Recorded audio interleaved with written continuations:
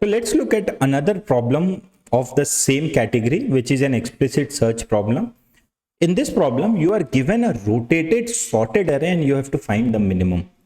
We'll try and understand what we mean by a rotated sorted array first to appreciate this problem.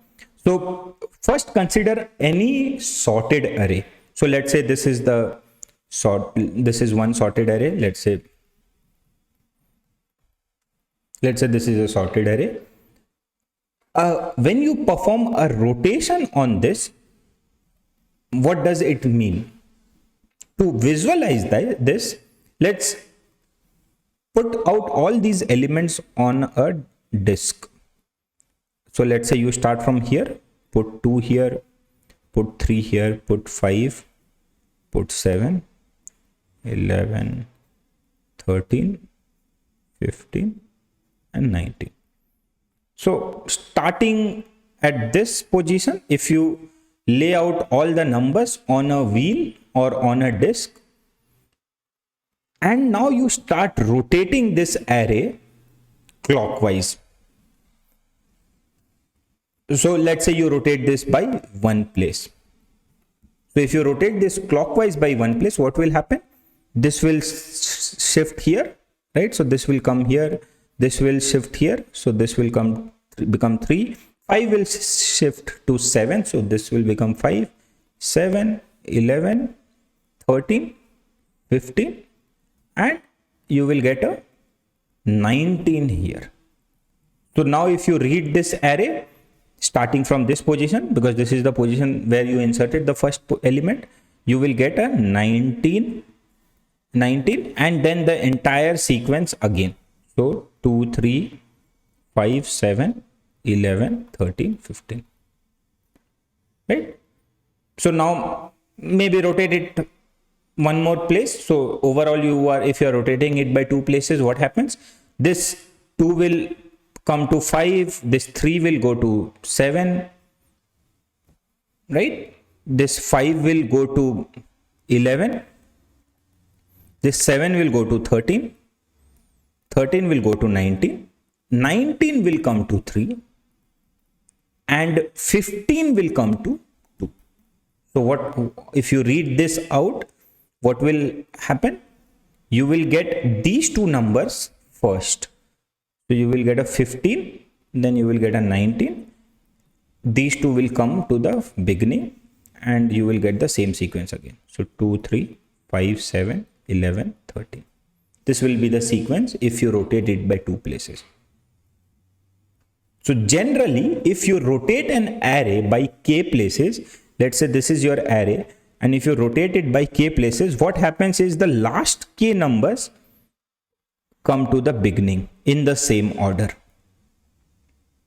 And this part remains as it is.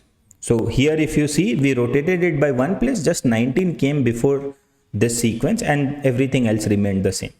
Why is it called rotated? You can imagine it on a wheel, and if you rotate the wheel by 1 position, you will get that sequence. 19 will come there, 2 will, right? So if you rotate it by 2 places, 15 and 19 come to the beginning, and then you get 2, 3, 5, 7, 11, 13. So this is what we mean by a rotated sorted array. Take a sorted array, rotate it by some k number of places. And now the array that you get is the rotated sorted array for which you have to find the minimum. So if, for instance, if you are given this array, 15, 19, 2, 3, 5, 7, 11, 13, you know 2 is the minimum. But it is not at the first position because it will typically depend on how many rotations have you done. If you've done 5 rotations, it will be typically the 6th element. But you don't know the number of rotations in the array. You have to find the minimum in this rotated sorted array.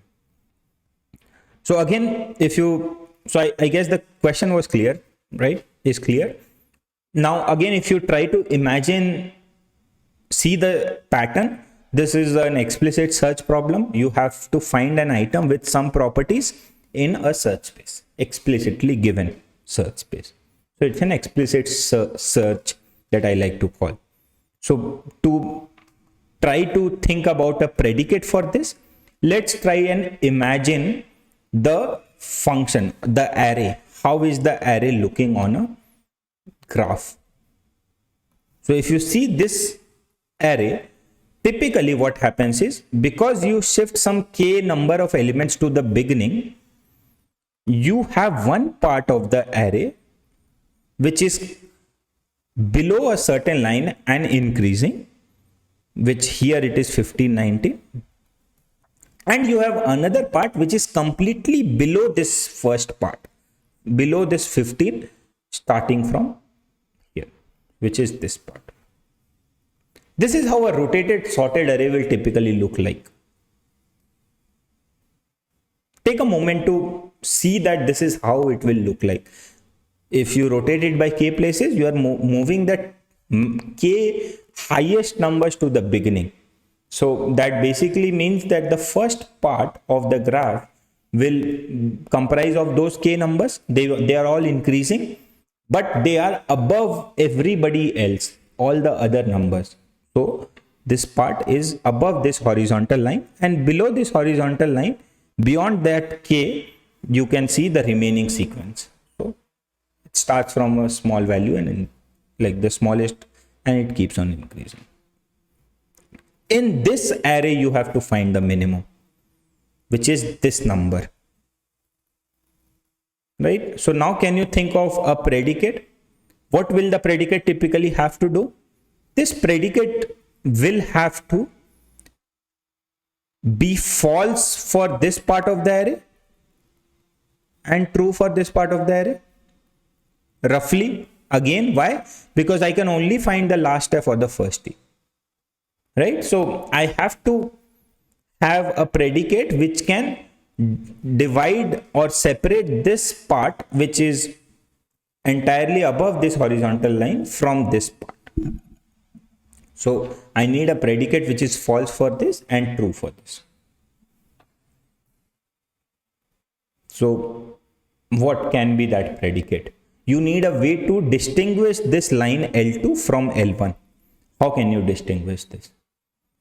If you see L2, L2 is completely below this horizontal line, which means it is below A0 also. This is A0 in the array. If your array is A, this is A0, and you can see that L2 is completely below A0. Can you use that to come up with a predicate? So what will be your predicate? Your predicate will be, is A of I less than A0? You know that this will only be true for L2. For L1, it will be false. Every element in L1 is greater or equals A0. So now if you know this predicate, you can see that if I use this predicate with the same ordering as I was given in the question for the search space, I can have a change of polarity at the minimum, which is what I was looking for. Last part, what are we looking for? Are we looking for the last f or the first t? For the minimum, what is the value of the predicate? So AR of minimum is also less than AR of 0, right? So this is also true. So your predicate, your pattern looks like this: f, series of f's for L1, and then a series of t's for L2. So you are interested in the first t. Let's write the code for this. So we will initialize the window. Low is 0, high is n-1. We will go as long as low is less than high, which is as long as you have more than one element in the search space. You have mid computation, which we will come back to. First decision. So we'll evaluate the predicate at mid. What is the predicate? Is AR of mid less than AR of 0? This is the predicate. If the predicate evaluates to true at mid, what does it tell us? It tells us that you are at a t and you are also interested in the first t, which basically means that you can discard everything to the right of this, but you cannot discard this t because it might as well be the first t, right? So you will update your high to mid minus 1, high to mid, because you cannot discard this t, this mid. Otherwise, if you are at an f, you can discard everything to the left of it, including this element. So you can update your low to be mid plus 1.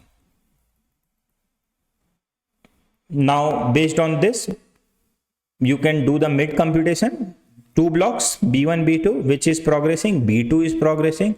What is B2 updating? The lower mid. So use a lower mid. Low plus high minus low by 2. And finally, once you are done with this, you have the sanity check. So now let's think about the sanity check. So now you are left with one element. You have to determine whether it is the minimum or not. What do you think? How can you determine whether this element is the minimum or not? If it is the minimum, so what are the pathological cases or the extreme cases? The array might not be sorted at all, right? In that case, you might have a completely increasing function,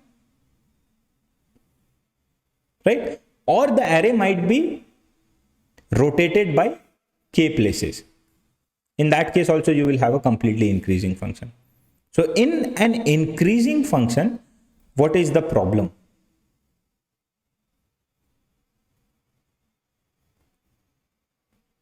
If you have an increasing function, the problem is that there is no L2 in that function,